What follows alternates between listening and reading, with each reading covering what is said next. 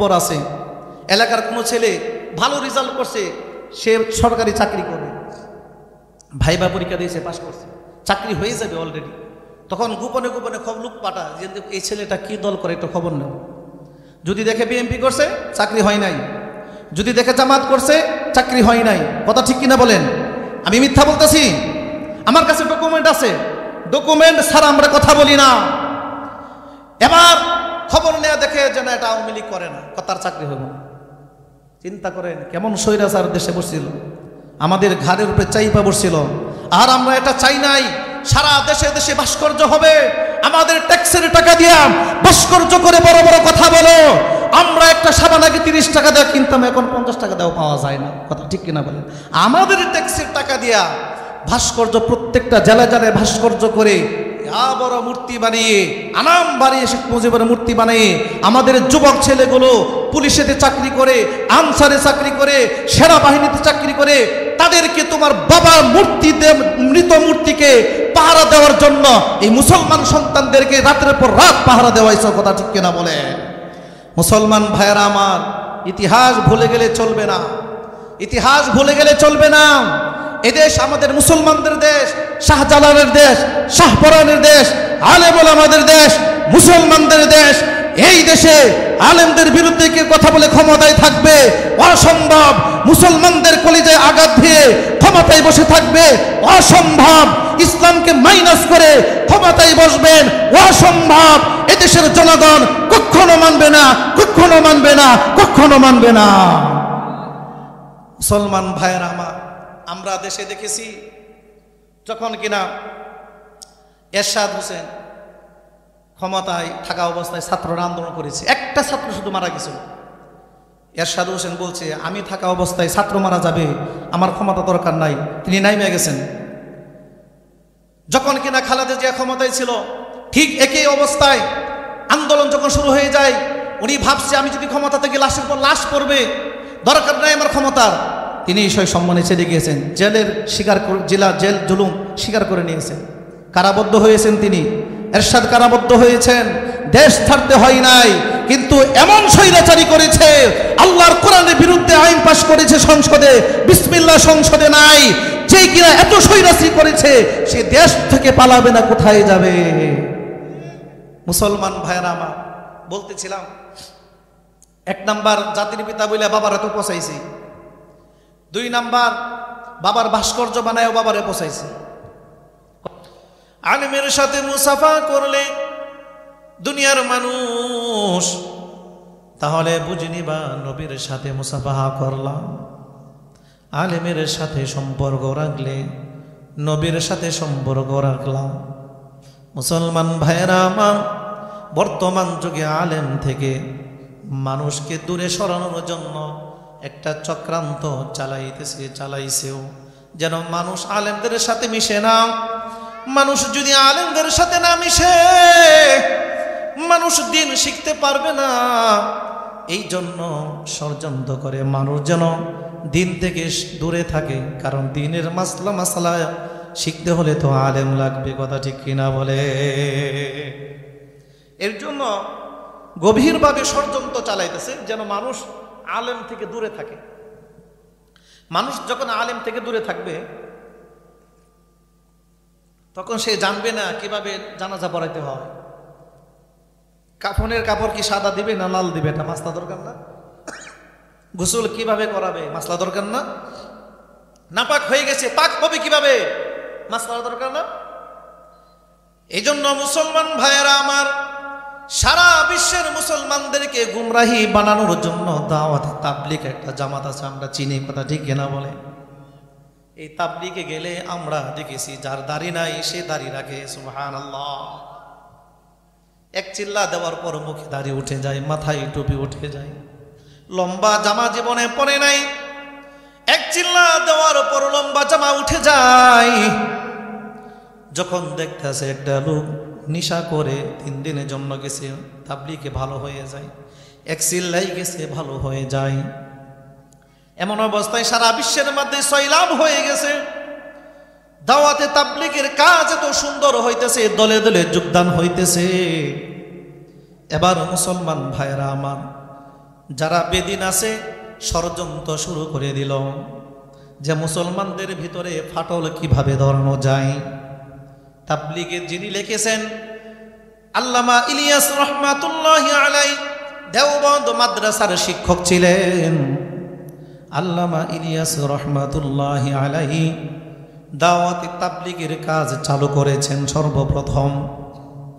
আল্লামা ইলিয়াস রহমাতুল্লাহি আলাইহি মৃত্যু শয্যায় যখন হয়ে গেলেন, বাকি অন্য হুজুর শিক্ষকগুলো দেখার জন্য গিয়েছেন। যায়া বলতেছে, হুজুর আপনি একটা মহৎ কাজ করেছেন, বিশাল বড় একটা কাজ করেছেন। কাজটা হলো দাওয়াতে তাবলীগ, সুন্দর সিস্টেম চালু করেছেন।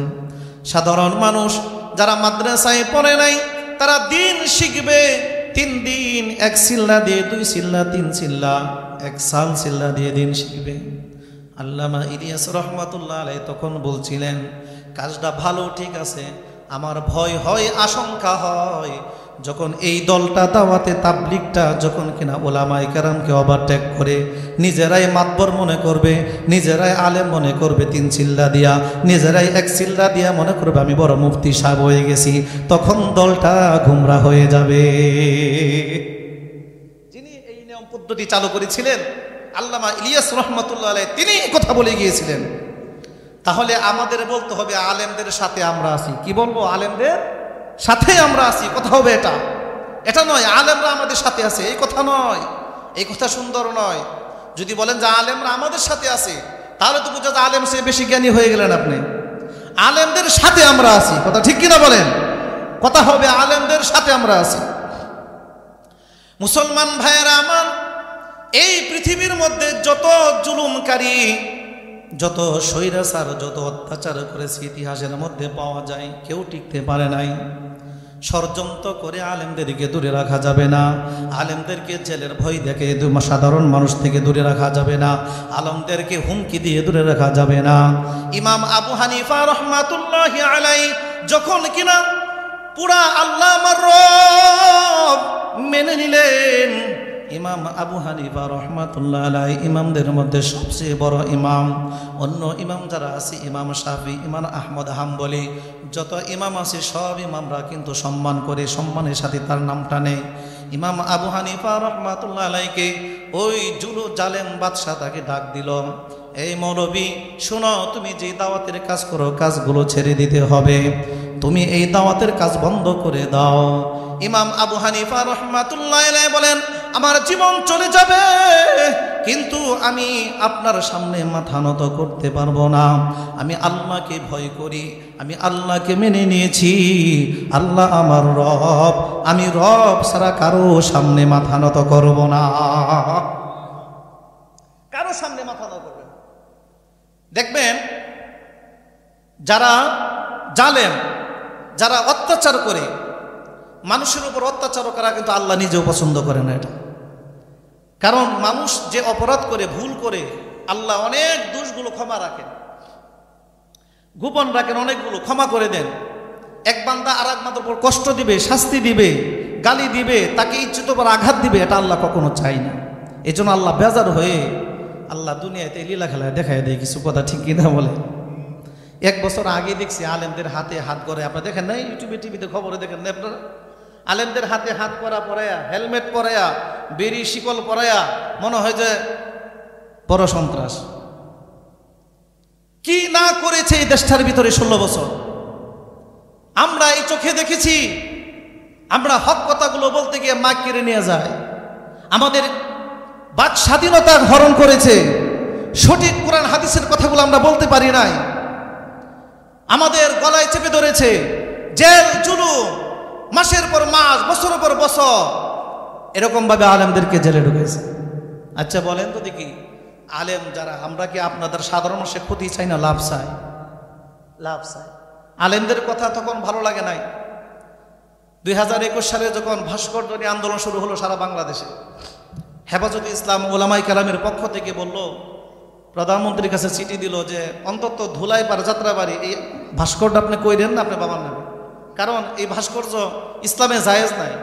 হিন্দুরা আমাদের দেশে পূজা করবে, মন্দিরে তাদের একটা কেন 100টা মূর্তি করুক, সেটা আমাদের আসে যায় না। কিন্তু ঢাকা নগরী শহরের ভিতরে এই ধুলাইপাড়ের ভাস্কর্য আমরা উলামায়ে কেরাম ঐক্যবদ্ধ হয়ে বলছিলাম এটা অন্তত এটা কইরেন না, শুধু একটা ভাস্কর্যের জন্য আমরা বলেছিলাম। তখন আমাদের উপর খেপে গেলেন উনি খেপে গিয়ে জেল জুলুম অত্যাচার রিমান্ডে নিয়ে উলামায়ে কেরামদেরকে অপমান করেছেন। আল্লাহর গায়ে সহ্য হয় না, আল্লাহর আরশ কেঁপে গিয়েছে। গজব কি এমনি আসে? শুধু তাই নয় ভাইয়েরা আমার, এক ভাস্কর্যের বিষয়ে আমরা আন্দোলন করেছিলাম, তখন ভালো লাগে নাই। একটা কথাই আছে গ্রামের ভিতরে যে গরিবের কথা বাসি হইলে মিঠা লাগে। আমরা বলছিলাম তখন ভালো লাগে নাই, আল্লাহর কি বিজয় দিয়া দিলেন 5ই আগস্ট। আল্লাহ পাক রব্বুল আলামিন এমন বিজয় দিয়ে দিলেন যেখানে সারা বাংলাদেশে কোনো ভাস্কর্য একটাও নাই। তখন ভালোভাবে বলছিলাম, কথাগুলো কানে লাগে নাই। এখন যে ভাস্কর্যে বসে ছোট ছোট নাবালক বাচ্চাগুলো পেশাব করেছে, জুতা দিয়ে পিটাইছে, পচা পানিতে ফেলাইছে, এখন মান সম্মান গেল কোথায়? কি কন কথা ঠিক কিনা বলেন? জাতির পিতাকে এই যে এখন লাইনে আসেন, জাতির পিতা ইব্রাহিম, শেখ মুজিব ঘোড়ার ডিম। কথা ঠিক কিনা বলেন? যদি কোনো মুসলমান তাহাজ্জুদ পড়ে, ইশরাক আওয়াবিন পড়ে, 5 ওয়াক্ত নামাজ পড়ে, তাসবিহ টেনে, সে কোরআন খতম দিনের পর দিন খতম দিয়ে যদি তার ঈমান এবং মনে থাকে, আমার জাতির পিতা শেখ মুজিবর জীবনেও জান্নাতে যাইতে পারবে না, জীবনেও জান্নাতে যাইতে পারবে না, জীবনেও জান্নাত পাবে না সে। কারণ ঈমান আকীদা ঠিক রাখতে হবে। মুসলমান ভাইয়েরা আমার, স্বৈরাচার, জুলুম, জালেম, অত্যাচারী আল্লাহ পাক রব্বুল আলামিন পছন্দ করেন না। ফেরাউনের পতন হয় নাই? হয় নাই? এদেশে তো আরো লোক ক্ষমতা ছিল, বিএনপি ছিল, তারপর এরশাদ হোসেন ছিল। কোনো নেতৃত্ব পালাইয়ে যায় নাই, কোনো নেতা তো পালাইয়ে যায় নাই। পালাইয়ে গেল কেন? সুরের মনে পুলিশ পুলিশ। কথা ঠিক কিনা বলেন? মুসলমান ভাইয়েরা আমার, আমরা দেখেছি সেই 2013 সালে শাপলা চত্বরে হেলমেট লীগ, আওয়ামী লীগ, যুবলীগ, কৃষক লীগ, পুলিশ বাহিনী তৌহিদি জনতাকে, মাদ্রাসার ছাত্রদেরকে, আলেমদেরকে পিটিয়ে পিটিয়ে গুলি করে, গরম পানি দিয়ে, মরিচের পানি দিয়ে, হাইওয়ান জানোয়ারের মতন টর্চারিং করে সারা রাত হাজার হাজার তৌহিদি জনতা আলেমকে হত্যা করেছেন। পরের দিন সংসদে বলে যে রং লাগে নাটক করছে। হাই রে মুনাফেক! মুনাফেকের তো সীমা থাকে। মনে করছে নাটক, মনে হয় আল্লাহ মনে না একজন, আমরাই সব। আবার ভাষণ দেয় করোনার চেয়েও শক্তিশালী আমরা দল, 2041 সাল পর্যন্ত আমরা থাকবো। কোথায় গেলেন? কোথায় গেলেন? বলেছেন কে? আর কাছে না কাবুয়া কাদের? এটা তো বড় বক্তব্য, মনটা থাপ্পড়ায় দাঁত ফেলাই দিই, ফাজিল করতে এসে। কোথায় কোথায় মির্জা ফখরুল সাহেবের নিয়ে টাট করে করে, ফখরুল সাহেব পালাবো না, আপনার বাসায় যাবো, পালাবো না। এখন পালাইছো কে? ঠাকুরকে বাসায় যাবে, এখন পালাইছো কেন? শুনেন, আল্লাহ তাআলা অত্যাচারীদেরকে পছন্দ করেন না, জালিমকে আল্লাহ পছন্দ করেন না। প্রয়োজন হলে মজলুম হবেন, সব মজলুম এক হয়ে আল্লাহর কাছে দোয়া করবেন। জালেমের খানকা থান থান করে কাঁপতে থাকবে। কথা ঠিক কিনা বলে? সম্মানিত ভাইয়েরা আমার, অপরাধ তো একটা করে নাই, কয়েকটা করেছে। এখন দেশ থেকে বিদায় নেওয়ার সময় বলে আমার অপরাধটা কি, আমার দোষটা কি? ছোট পোকা বাবু কিছু বুঝে না, এত সেলসেলে শুধু জান্নাতে যাবো। কথা ঠিক কিনা? বলে আমার অপরাধটা কি, আমার দোষটা কি, আমার অপরাধটা কি, দোষটা কি? এই 16 বছর বিএনপি জামাতের একটা নেতা বাড়িতে ঘুমাইতে পারে নাই। কথা ঠিক কিনা বলেন? পুলিশ দিয়া ধরাইছো, টাকা নিয়েছো, 16টা বছর ঘুমাইতে দেও নাই, নির্যাতন করেছ, জুলুম করেছ। কোথায় পেয়েছ একটা আসামিকে এই নখের নিচ দিয়া সুই ঢুকাইয়া তাকে তিলে তিলে হত্যা করেছ, আঘাত করেছ? ইসলামে এই শাস্তি দেওয়ার তোমার অধিকার কেউ দেয় নাই। যদি আসামি ফাঁসির হুকুম থাকে ফাঁসি দিয়া দাও, তাকে তিলে তিলে মারার ইসলামে কোথাও জায়েজ নাই, কোথাও জায়েজ নাই, কোথাও জায়েজ নাই। মুসলমান ভাইয়েরা আমার, 3 কারণে বাবাকে বসাইলো, 3 কারণে নিজে পড়ছে। 1 নাম্বার পাশ করে আইসাই বলে জাতির পিতা বঙ্গবন্ধু শেখ মুজিবুর রহমান, নাউজুবিল্লাহ বলেন। আল্লাহ পাক রব্বুল আলামিন কোরআনে বলেন মিল্লাতা আবিকুম ইব্রাহিম হুয়া সাম্মাকুমুল মুসলিমিন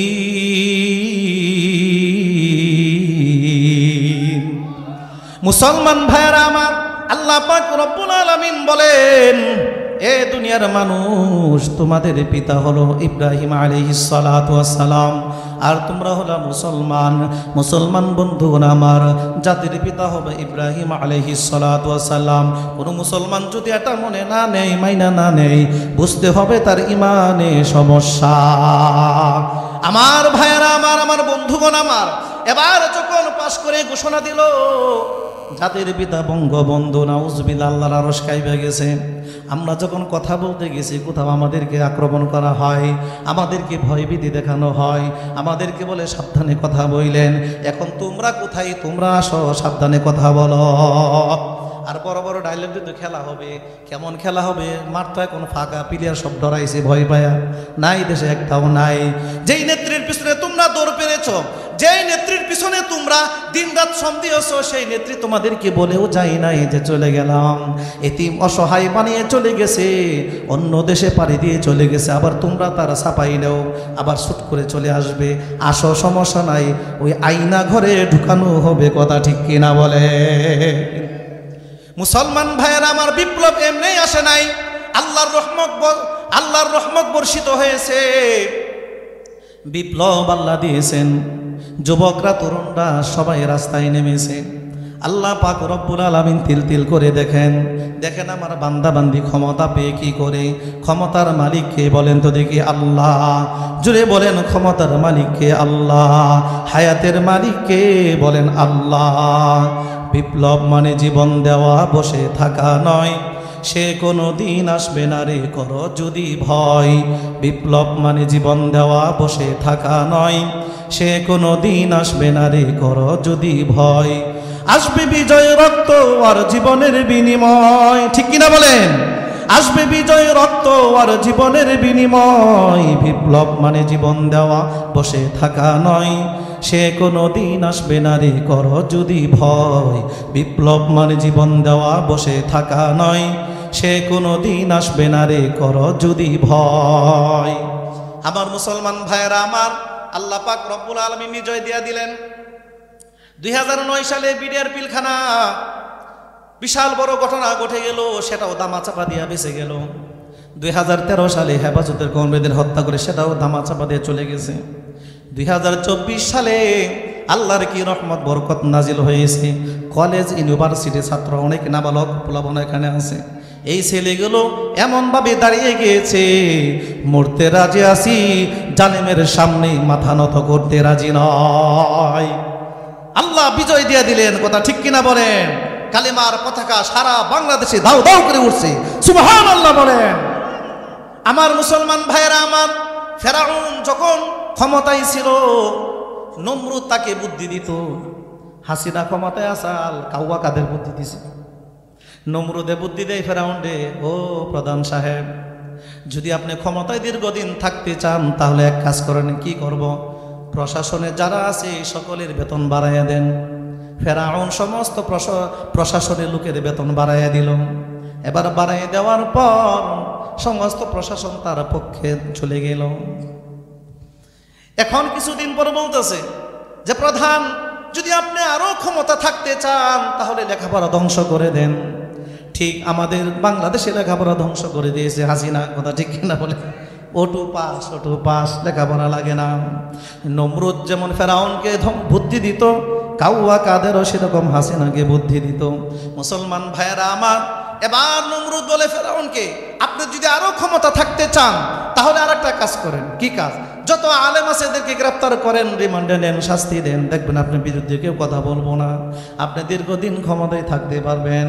ফেরাউন তাই করলো, আলেমদেরকে এরকমভাবে জেল জুলুম করলো, নির্যাতন শুরু করে দিল। ঠিক বাংলাদেশেও এই 16 বছর সবচেয়ে বেশি জেল জুলুম, অত্যাচারিত, অপমানিত হয়েছে সবচেয়ে বেশি আলেম সমাজ। কথা ঠিক কিনা বলে? মুসলমান ভাইয়েরা আমার, সমস্ত প্রশাসনের বেতন বাড়িয়ে দিয়ে তার পক্ষ নেই। 2021 সালে অনলাইনে আমার একজন মেজরের সাথে কথা হয়, বাস্তব ঘটনা। মেজরের নাম হলো সুমন। আমার ফোন দিয়ে কয়, হুজুর, আমি আবার ওই যে প্রাকৃতিক চাকের মধু আছেন, একটা মধু চাক সহ ফেসবুকে ছাড়ছিলাম। উনি আমাকে মধু নেওয়ার জন্য ফোন দিয়েছে। হুজুর, আমি চট্টগ্রাম থেকে মেজর সুমন বলছি। 2021 সালের কথা। আমি বলছি জি স্যার বলেন। হুজুর ভালো মধু পাওয়া যাবে? আমি বলছি হ্যাঁ মধু দেওয়া যাবে। হুজুর আমি মেজর সুমন বলছি। আমি জি স্যার বলেন কি করতে পারি আপনার জন্য? হুজুর ভালো মধু দিবেন। আমি ঠিক আছে দি মনে। এক পর্যায়ে কথা বলতে বলতে তার সাথে ক্লোজ হয়ে গেল। সে বলে হুজুর এই নাম্বার সরকার থেকে টেক করা, সব রেকর্ড হয়ে যাবে, একটা পার্সোনাল নাম্বার আছে, নাম্বারটা দিয়ে আপনার সাথে কথা বলবো। ঠিক আছে। এক পর্যায়ে কথা বলতে বলতে বলে হুজুর 2021 সালে তখন মোদী আন্দোলন, নরেন্দ্র মোদী বাংলাদেশে আসবে, তখন আন্দোলন, কিন্তু আলেম ওলামার সবাইকে আন্দোলন শুরু করেছে। তখন আমাকে বলে হুজুর আমার বুঝে আসে না, আপনারা মাহফিলে প্যান্ডেলে স্টেজে বসে, আপনারা মসজিদে মেম্বারে বসে রাজনীতি ওয়াজ করেন, আমি এটা বুঝে আসে না। তো আমি বলছি ভাই রাজনীতি কি হারাম নাকি? হারাম না থাকলে আপনারা সরাসরি একবারে এটা করেন, বলেন যে সরকার। আমি শুনেন, সরকার সে মানুষ, তার ভুল হতে পারে, সে ফেরেশতা না। তার ভুল হলে কোরআন হাদিস দৃষ্টিকোণ অনুযায়ী আলেমরা বলে দিবে যে এটা ভুল হইতেছে, বাস সে মেনে নেবে, তাই তো হয়ে যায়। ভগবান না হুজুর আপনারা বেশি কথা। পরে আমি বললাম সুমন ভাই আমরা আলেম যারা আছি, আচ্ছা আপনার একটা প্রশ্ন করে, আপনি তো শিক্ষিত মানুষ, আচ্ছা বলেন তো দেখি চাউলের দাম বাড়লে কি আমরা আন্দোলন করি? কনা। গ্যাসের দাম বাড়লে কি আমরা আন্দোলন করি? কনা। তাহলে গাড়ি ভাড়া বাড়লে আমরা আন্দোলন করি না, তাহলে আমরা কখন আন্দোলন করি? আমরা তো উপিতে যে আন্দোলন করতে যাই না, আমাদেরকে খুশান আপনারা। কারণ শাহবাগে পুরা 4-5টা হাসপাতালের মোড়ে মাসের পর মাস এই শাহবাগী নাস্তিকরা আলেমদেরকে গালি দিয়েছে, নবীকে গালি দিয়েছে। এই নাস্তিক ব্লগারগুলো আমাদের দেশের ভাবমূর্তি নষ্ট করেছে, ওলামায়ে কেরামকে সরাসরি গালি দিয়েছে। আজ তোমরা কোথায়? যে যেখানে পালিয়ে থাকো, 2013 শাপলা চত্বরের বিচার হিসাব দিতেই হবে, দিতেই হবে। বাংলার জমিনে বিচার তোমাদের জনগণ করেই ছাড়বে ইনশাআল্লাহ। এত সহজ পাও নাই। ইন্টারপোলে কেবল মামলা চলে গেছে, হিংবর আছে। এলাকার কোনো ছেলে ভালো রেজাল্ট করছে, সে সরকারি চাকরি করবে, ভাইবা পরীক্ষা দিয়েছে, পাশ করছে, চাকরি হয়ে যাবে অলরেডি। তখন গোপনে গোপনে লোক পাঠা যে এই ছেলেটা কি দল করে একটু খবর নেব। যদি দেখে বিএনপি করছে চাকরি হয় নাই, যদি দেখে জামাত করছে চাকরি হয় নাই। কথা ঠিক কিনা বলেন? আমি মিথ্যা বলতেছি? আমার কাছে ডকুমেন্ট আছে, ডকুমেন্ট ছাড়া আমরা কথা বলি না। এবার খবর নেওয়া দেখে যেন এটা আওয়ামী লীগ করে না, কথার চাকরি হইব না। চিন্তা করেন কেমন স্বৈরাচার দেশে বসছিল, আমাদের ঘাড়ের উপরে চাইপা বসছিল। আর আমরা এটা চাই নাই। সারা দেশে দেশে ভাস্কর্য হবে, আমাদের ট্যাক্সের টাকা দিয়া ভাস্কর্য করে বড় বড় কথা বলো। আমরা একটা সাবান আগে 30 টাকা দেওয়া কিনতাম, এখন 50 টাকা দেওয়া পাওয়া যায় না। কথা ঠিক কিনা বলেন? আমাদের ট্যাক্সের টাকা দিয়া ভাস্কর্য, প্রত্যেকটা জেলায় জেলায় ভাস্কর্য করে বড় মূর্তি বানিয়ে, আনাম বানিয়ে, শেখ মুজিবের মূর্তি বানিয়ে আমাদের যুবক ছেলেগুলো পুলিশেতে চাকরি করে, আনসারে চাকরি করে, সেনাবাহিনীতে চাকরি করে, তাদেরকে তোমার বাবার মূর্তিতে, মৃত মূর্তিকে পাহারা দেওয়ার জন্য এই মুসলমান সন্তানদেরকে রাতের পর রাত পাহারা দেওয়াইছ। কথা ঠিক কিনা বলে? মুসলমান ভাইয়েরা আমার, ইতিহাস ভুলে গেলে চলবে না, ইতিহাস ভুলে গেলে চলবে না। এদেশ আমাদের মুসলমানদের দেশ, শাহজালালের দেশ, শাহপরানের দেশ, আলেম ওলামাদের দেশ, মুসলমানদের দেশ। এই দেশে আলেমদের বিরুদ্ধে কে কথা বলে ক্ষমতায় থাকবে? অসম্ভব। মুসলমানদের কলিজায় আঘাত দিয়ে ক্ষমতায় বসে থাকবে? অসম্ভব। ইসলামকে মাইনাস করে ক্ষমতায় বসবেন? অসম্ভব। এদেশের জনগণ কখনো মানবে না, কখনো মানবে না, কখনো মানবে না। মুসলমান ভাইয়েরা আমার, আমরা দেশে দেখেছি যখন কিনা এরশাদ হোসেন ক্ষমতায় থাকা অবস্থায় ছাত্ররা আন্দোলন করেছে, একটা ছাত্র শুধু মারা গেছিল। এরশাদ হোসেন বলছে আমি থাকা অবস্থায় ছাত্র মারা যাবে, আমার ক্ষমতা দরকার নাই, তিনি নাইমে গেছেন। যখন কিনা খালেদা জিয়া ক্ষমতায় ছিল, ঠিক একই অবস্থায় আন্দোলন যখন শুরু হয়ে যায়, উনি ভাবছে আমি যদি ক্ষমতা থেকে লাশের পর লাশ পড়বে, দরকার নাই আমার ক্ষমতার। তিনি সেই সম্মানে চলে গিয়েছেন, জেলের স্বীকার, জেল জুলুম স্বীকার করে নিয়েছেন, কারাবদ্ধ হয়েছেন তিনি। এরশাদ কারাবদ্ধ হয়েছেন, দেশ ছাড়তে হয় নাই, কিন্তু এমন স্বৈরাচারী করেছে, আল্লাহর কোরআনের বিরুদ্ধে আইন পাশ করেছে সংসদে, বিসমিল্লাহ সংসদে নাই, যে কিনা এত স্বৈরাচারী করেছে, সে দেশ থেকে পালাবে না, কোথায় যাবে? মুসলমান ভাইয়েরা আমার, বলতেছিলাম 1 নাম্বার জাতির পিতা বলে বাবার এত পচাইছি, 2 নাম্বার বাবার ভাস্কর্য বানায় বাবারে পোষাইছে। কথা ঠিক কিনা বলেন?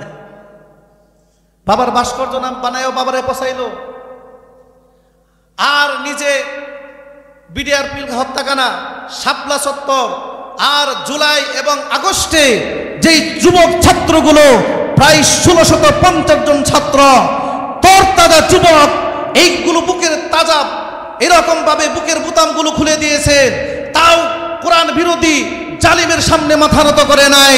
জ্বলন্ত প্রমাণ, রংপুরের আবু সাঈদ বুতামগুলো খুলে দিয়ে স্বৈরাচারের সামনে কখনো মাথা নত করে নাই। হে যুবক, তোমার দাম আছে, তোমার মূল্য আছে। যখনই দেখবা আল্লাহর বিরুদ্ধে কথা হয়েছে, আল্লাহর বিরুদ্ধে আইন পাশ হয়, তখন সব দলমত নির্বিশেষে ঐক্য হয়ে আল্লাহর বিরুদ্ধে যারা কথা বলে তাদেরকে আগে শায়েস্তা করতে হবে। কথা ঠিক কিনা বলে? আমার নবীর বিরুদ্ধে যারা কথা বলবে, আমার নবীকে যারা গালি দিবে, আমার নবীর ইজ্জত নিয়ে সিনেমিলি খেলবে, আমরা বসে থাকবো না। কে বিএনপি করে, কে জামাত করে, কে হেফাজত করে, কে কুন্দল করে দেখার বিষয় নাই। আমার নবীর দুশ্মনকে আগে সবাই ঐক্যবদ্ধ হয়ে তাকে আগে সোজা করবো। কথা ঠিক কিনা বলে? এটার নামই হলো ঈমান। হে যুবক, তোমার দাম আছে, তোমার শরীরের রক্তের বিনিময়ে, যুবকের বিনিময়ে আজকে আমরা স্বাধীন পেয়েছি পুনরায়। কথা ঠিক কিনা বলেন? যুবক, কখনো ভয় পাইবা না, কখনো ভয় পাইবা না। জীবন একটাই, মরণ একটাই। আসছি একদিন, চলে যাব একদিন। প্যারালাইসিস, অসুস্থ হয়ে মরার চেয়ে শহীদি মরণ আল্লাহর কাছে সবচেয়ে দামি, সবচেয়ে দামি। কথা ঠিক কিনা বলেন? রংপুরের আবু সাঈদ ইতিহাস দেখায় দিয়েছে, মুগ্ধস ইতিহাস দেখায় দিয়েছে।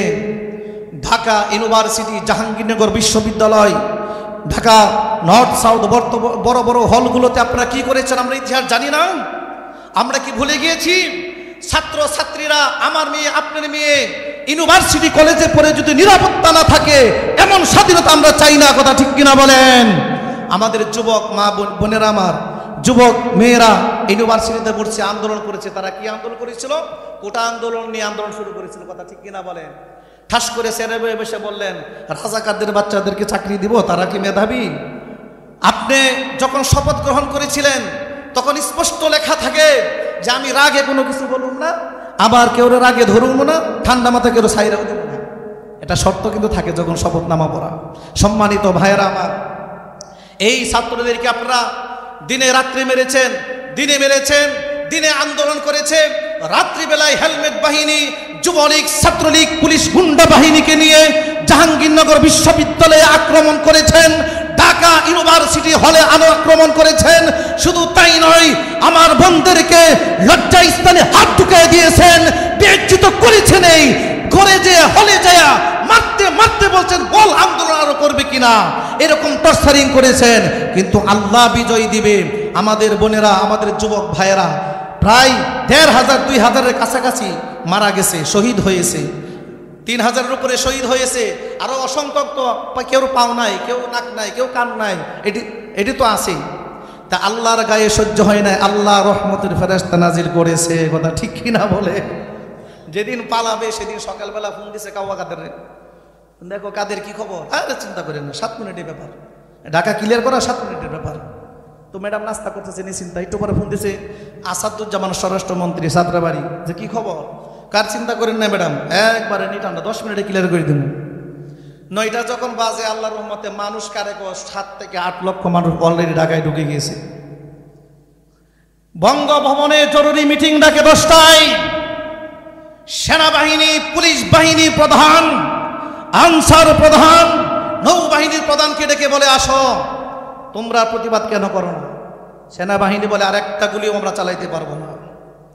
পুলিশ বলে আমরা আক্রমণ করতেছি ম্যাডাম, চিন্তা করেন না। সেনাবাহিনী প্রধান বলে ম্যাডাম এক পুলিশ দেখাম হবে না, একটু অপেক্ষা করেন, একটু পরে সপ্তাহ করে লাইব। তখন টেবিলে থাপ্পড় দেয় বলে আমি শেখ মুজিবুরের মেয়ে, আমি পলাবো না, আমি তোমাদেরকে পদ দেই নাই, টাকা দেই নাই, বেতন বাড়াই দেই নাই, তোমরা আক্রমণ করো। আল্লাহর গজব কেমনে পড়ে দেখেন। যখনই 12টা বেজে গেল, এদিক থেকে গোয়েন্দারা খবর দিল আর মাত্র যে লোক ঢুকছে ঢাকায়, মাত্র 45 মিনিট সময় লাগবে বঙ্গভবনে ঢুকতে। এরপরে কি যে হয় শ্রীলঙ্কার চেয়েও বেশি হবে, তাও পলাবে না। সেনাবাহিনী প্রধান ফোন দিছে জয় রে, যে তোমার মারে বুঝাও। মারা বুঝাইছে কামনা, শেখ রেহানাকে বুঝাইল আলাদা নিয়ে, তাও কাজ হয় না। লাস্টে স্যান্ডেল নিয়ে যাওয়ারও মনে নাই, স্যান্ডেল হয়ে গেছে, খালি পায়ে উঠছে বিমানে।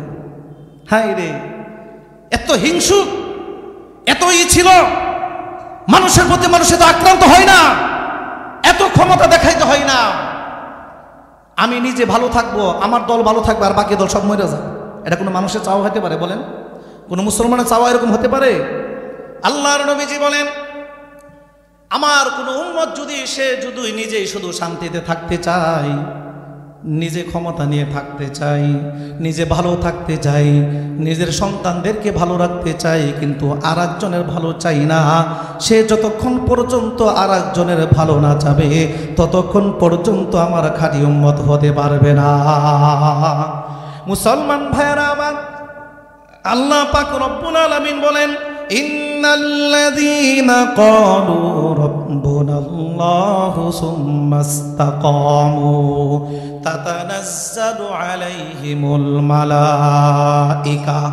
যেই ব্যক্তি কিনা, যারা যেই দল বলবে যে আমাদের রব আল্লাহ, আমাদের রব আল্লাহ, এই কথা বলবে যারা মুখে অন্তরে কোনো মুসলমান, এবং যদি আল্লাহকে মাইনা নেয়, আল্লাহ ছাড়া আমার কোনো রব নাই, ইস্তেকামতের উপর যদি থাকে, সে যদি অটল থাকে, দৃঢ় থাকে, আমার আল্লাহ, আমি আল্লাহকে মেনে নিয়েছি, আল্লাহর সামনে আর কাউকেও মাথা নত করব না, তাহলে আপনি যদি খাঁটি মুসলমান হয়ে থাকেন, দুইটা বিপদ আপনারা আসবে। যখন আপনি আল্লাহর সব কিছু মেনে নেবেন, আল্লাহর হুকুমত মেনে নিতে হবে, কথা ঠিক কিনা বলেন? আমার ভাইয়েরা, যুবক ভাইয়েরা, বলেন তো দেখি, আসমানের মালিক কে? ঘুমায় গেছেন নাকি আপনারা? জোরে বলেন, আসমানের মালিক কে?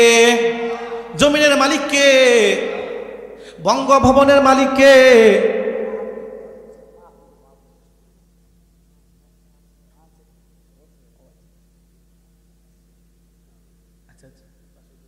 আচ্ছা, আলহামদুলিল্লাহ, আমাদের প্রধান মেহমান চলে আসছে।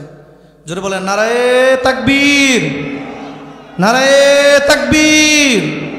প্রধান বক্তার আগমন, প্রধান বক্তার আগমন, নারায়ে তাকবীর। মুসলমান ভাইয়েরা আমার, বলতেছিলাম যে বঙ্গভবন কার? কার? আল্লাহ। সংসদ কার? জোরে বলে, সে সংসদে আইন চলবে কার? আল্লাহর চলবে, তাই না? সব কিছুর মালিক যদি আল্লাহ হয়, সব জায়গায় চলবে আল্লাহর আইন, কথা ঠিক কিনা বলেন? আমার ভাইয়েরা আমার, মুসলমান ভাইয়েরা আমার, পর্দার আলের মা বোনেরা, এবার যখন কিনা আল্লাহ পাক রব্বুল আলামিনকে আপনি মেনে নেবেন যে আমার রব আল্লাহ, এবং তার উপরে ইস্তেকামত থাকবেন, আমি রব ছাড়া কাউকেও মানি না, আপনার দুইটা বিপদ আসবে। এক নাম্বার, যারা বাতিল আছে, জালেম আছে, স্বৈরাচার আছে, আপনাকে ভয় দেখাবে। যদি ভয় ভীতি আপনি উঠাইতে পারেন, তারপর আপনাকে লোভ লালসা দেখাবে, ক্ষমতা দিব, অমুক দিব, তমুক দিব, তারপরে যদি আপনি না নেন যে না, আমি আল্লাহর সামনে কাউকেও মানি না, তারপর আপনাকে অনেক টর্চারিং করার চেষ্টা করবে।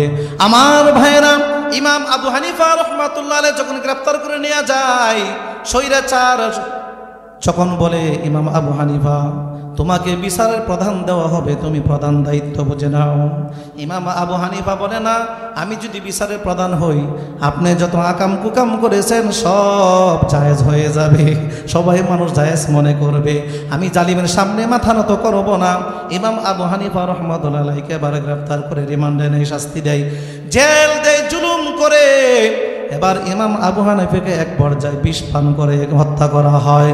মুসলমান ভাইয়েরা আমার, জেলখানার ভিতরে মরণ হয়েছে, কিন্তু জালিমের সামনে মাথা নত করে নাই। আমার ভাইয়েরা আমার, এই দেশে আমরা দেখেছি আল্লামা সাইদি রহমাতুল্লাহি আলাইহি কে এতদিন তার ইস্তেকামাতের উপর ছিল, কত ভয় দেখাইছে, লোভ লালসা দেখাইছে, উনি কারো সামনে মাথা নত করে নাই, শেষ পর্যায়ে পরিকল্পিতভাবে সুই দিয়ে হত্যা করেছে, কথা ঠিক কিনা বলেন? আমার ভাইয়েরা, আল্লামা আহমদ শফি সাহেব, হেফাজত ইসলামের যিনি প্রধান ছিলেন, আল্লামা শফি সাহেব, ওনাকেও পরিকল্পিতভাবে হত্যা করেছে। নূর হোসেন কাসিমিকেও পরিকল্পিতভাবে হত্যা করেছে।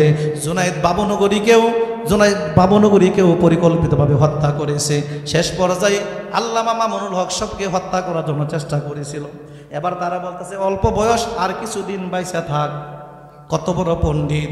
আমার ভাইরা বলতে চায়, জুনায়েদ বাবনগরী, আল্লামা আহমদ শফি, নূর হোসেন কাসেমি, আল্লামা দিলওয়ার হোসেন সাইদি, এদের যাদেরকে পরিকল্পিতভাবে হত্যা করেছে, এদেরকে ধরে বাংলাদেশে এনে এদেরকে ফাঁসির কাষ্ঠে ঝুলাতে হবে, ফাঁসির কাষ্ঠে ঝুলাতে হবে, ফাঁসির কাষ্ঠে ঝুলাতে হবে। কথা ঠিক কিনা বলে?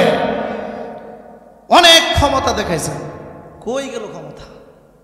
কোথায় গেল? আজকে তো কিছুই দেখি না। আর বাবা রে বাবা, এমন বিস্তার লাভ করেছে, গ্রাম অঞ্চলে একজন পাতি নেতা আওয়ামী লীগে, তার সামনে কথা হওয়া গেছে।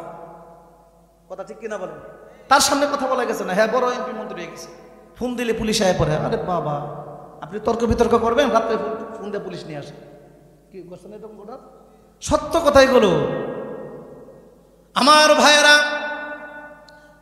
হযরত ইউসুফ নবী তার বাকি যত ভাই ছিল 10 ভাই, বাবার কাছে বলে, আব্বা আমরা বেড়াইতে যাব। রাজনীতিবিদ যারা করেছে এই ঘটনা শুনেন। বাকি 10 ভাই নিয়ে ইউসুফ নবীকে নিয়ে বেড়াইতে বেড়াইতে এক পর্যায়ে কুয়ায় ফালাইয়া দিল। জামা কাপড় রেখে উলঙ্গ অবস্থায় কুয়ায় ফালাইয়া দেয়। ইউসুফ নবীর পিতা হযরত ইয়াকুব আলাইহিস সালাতু ওয়াস সালামের কাছে যখন বাকি 10 ভাই আসে, আয়েশা বলে, আব্বা আমাদের ভাইরে তো বাঘে খায়া লাইছে। নাউজুবিল্লাহ করবেন না? এখন এই যে আব্বা জামাটা, এই যে জামার ভিতরে কোনো বাঘের ছাপ নাই। আচ্ছা বলেন তো দেখি, বাঘে যদি থাবা দেয় জামা ছিঁড়বে না? বলেন তো দেখি। আর বাঘে যদি খায়, থাবা ছাড়া কি খাইতে পারবে কিনা? বলেন। ইয়াকুব নবী তো বুঝা শেষ, তোমরা ষড়যন্ত্র করেছ। এখান থেকে যত মানুষকে গুণ করবে, খুন করবে, হত্যা করবে, কোনো একটা কোনো ভুল হবে, কোনো না কোনো একটা ভুল হবে। এই যে কিছুদিন আগে, এই সপ্তাহে তো বগুড়া সাতমাথা এখানে বাড়ি, একটা ছেলে তার মাকে হত্যা করে ফ্রিজে ঢুকে রাখছে। দেখেন না আপনারা? দেখেন এই ছেলেটা কত নাটক করছে। প্রথম সাংবাদিকের সামনে দাঁড়ায় বলছে যে, এবং কি নিজেই সে আলমারির চোখে যে ভাঙ্গা ফোন দিছে বাবারে যে মারে তো খুঁজা পাই না। সে মনে হচ্ছে পার পায় যায়। ভুল তো হবে। এক পর্যায়ে পুলিশ যখন বললো, কি ব্যাপার, তোমার বাড়িতে ডাকাত আক্রমণ করছে, যে তোমার শরীরে একটা আঘাত তো দেখা যায় না, তোমার মাকে মারলো, তুমি দাঁড়ায় দেখছো? মানুষ তো মা বাবাকে বাঁচানোর জন্য চেষ্টা করে, তুমি চেষ্টা করো নাই কেন? এবার ধরে যখন 2-1টা দিছে না, পরে বলতেছে যে হ্যাঁ আমি মারছি, আমি একটা মেয়ের সাথে অবৈধ সম্পর্ক ছিল, তার সাথে টাকা পয়সা দিতে পারি না, মার কাছে চাইলাম, মা টাকা দেয় না, এই জন্য মারে মাইরে ফেলেছে। নাউজুবিল্লাহ বলে। এই কারণটা কি জানেন? আমাদের সন্তানগুলো দিন শিক্ষা থেকে আজকে দূরে, যার জন্য আমরা জানি না মা বাবার কদর কত। আমার ভাইয়েরা, 2013 সালে যখন শাপলা চত্বরে আন্দোলন শুরু হয়, এই 5ই মে আন্দোলন যখন কিনা শুরু হয়ে যায়, শেষ পর্যায়ে জুনায়েদ বাবনগরীকে গ্রেপ্তার করা হলো। গ্রেপ্তার করে এক এসআই, তার কাছে পড়ছে মামলার আয়ু। এসআই তার বাড়ি হলো হালুয়াঘাট।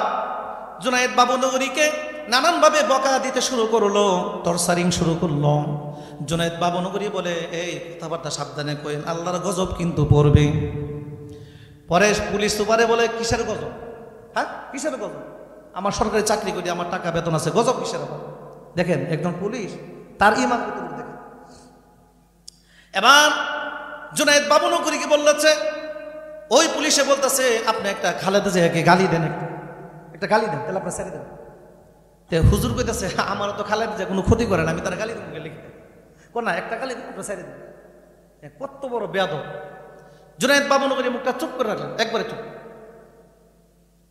আবার বলতেছেন, আপনি যদি স্বীকার করেন, বলেন যে আপনাকে টাকা পয়সা কে দিয়েছে, এত লোক ঢাকা কেমনে আনছেন? জুনায়েদ বাবনগরী বলে, আল্লাহি, আল্লাহর কসম খেয়ে বলি, একটা লোককেও টাকা দেই নাই, ইমানের শক্তিতে তারা ঢাকা এসেছে। এবার পুলিশ বলে, ইমান কাকে কয়?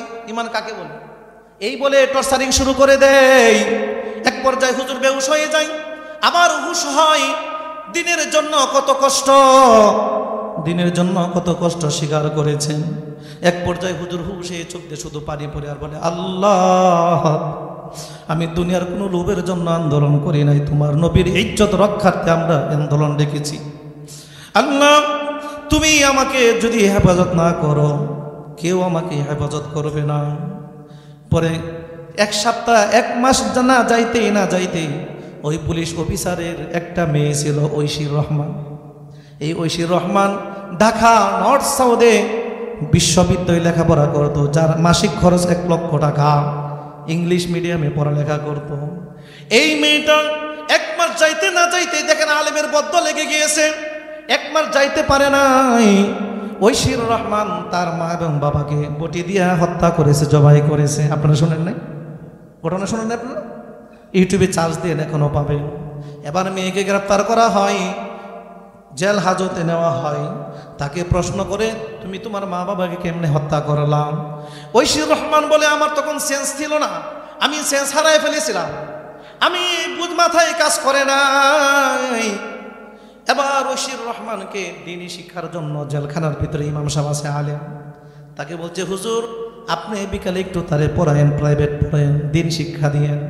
কিছুদিন পর হুজুর পড়াইতে পড়াইতে এক পর্যায়ে বলে আইসা, আচ্ছা ঐশীর রহমান বলো তো দেখি তুমি তোমার মা বাবারে কেন হত্যা করলে? মা বাবার সম্মান তো আল্লাহ পাক রব্বুল আলামিন রবের পরে পরে হুকুম দিয়েছেন মা বাবার সাথে ভালো ব্যবহার করার জন্য, এত সম্মান দিয়েছেন। মার পায়ের নিচে সন্তানের বেহেশ। ঐশীর রহমান তুমি কিভাবে তোমার মাকে হত্যা করলে, বাবাকে হত্যা করলে? ঐশীর রহমান চোখের পানি টপ টপ করে ফেলে বলে হুজুর মা বাবার যে এত কদর, এত সম্মান, এত ইজ্জত, এটা আমি আগে জানতাম না। উচ্চ শিক্ষায় শিক্ষিত হলে কি হবে? যদি কোরআনের আলো আপনার ভিতরে না থাকে, ইসলামের জ্ঞান যদি আপনার ভিতরে না থাকে, আপনি কখনো সঠিক পথ চিনতে পারবেন না। কথা ঠিক কিনা বলে?